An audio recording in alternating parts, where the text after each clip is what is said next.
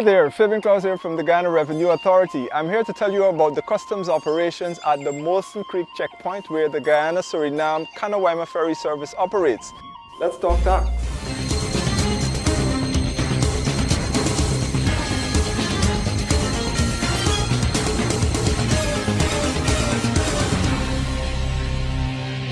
We're here at the Guyana-Suriname ferry service at Molson Creek, Quarantine, Berbice.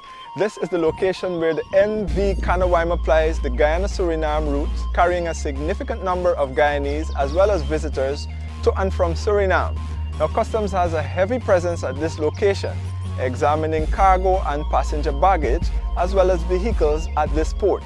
Now, we were fortunate to meet some of the officers on duty who are at the center of these very important functions. Our system here is one that replicates that of the CGI airport or other ports of entry. The difference is those are planes arriving there and this is a vessel arriving here, but it's a passenger vessel mainly. When the vessel arrives, a team comprising of officers from Customs, officers from Port Health and immigration authorities, they will visit, they will meet the vessel, and they will peruse the records. We look for documents such as the crew list, the cargo manifest, the clearance from the last port. We will look for those documents. Once everything is okay with those documents, together with immigration, we will give permission for the persons to disembark the vessel.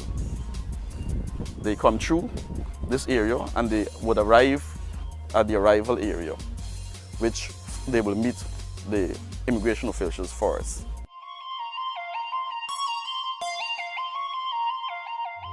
After clearing with immigration, you'll have to bring all your baggages, whatever items you purchase, you have to bring it to Customs. You present your baggage form C14 along with your passport to the officers and declare your items. You may or may not have duty-able items, something that may taxable items and so forth. If you have taxable items, we would calculate it using the C14. We will allow you to pay taxes right at the ferry here. Some items may be commercial. We'll have to carry you to the custom bond where you pay your taxes on a C72 or C73, whichever is applicable.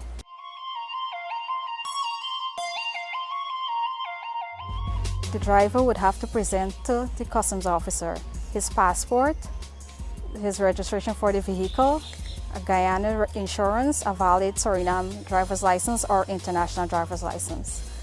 If the vehicle is registered in someone else's name other than the driver, he would have to present a notarized authorization.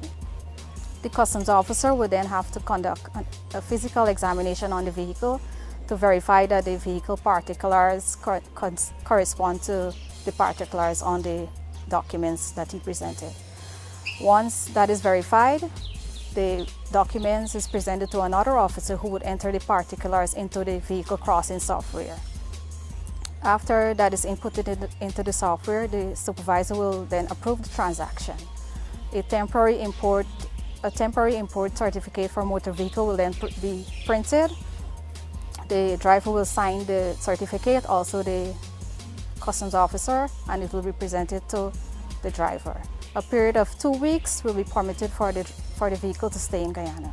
If for some reason the driver would like to stay more than the 14 days, he would have to go to the Deputy Commissioner of Customs for an extension.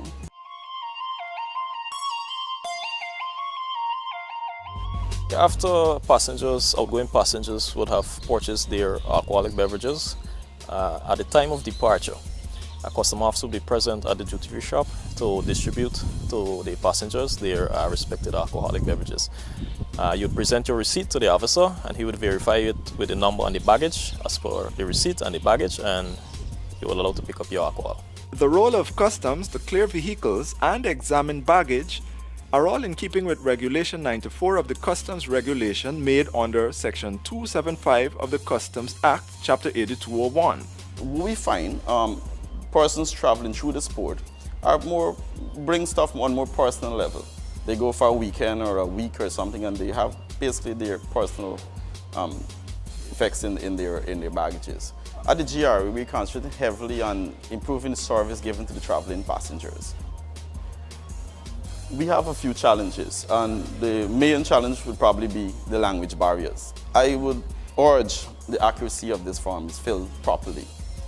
Declare accurately on these forms, because there are parts here that you even have to declare your currency, and it is important that you declare accurately, because there are heavy fines attached to declaring falsely to the customs.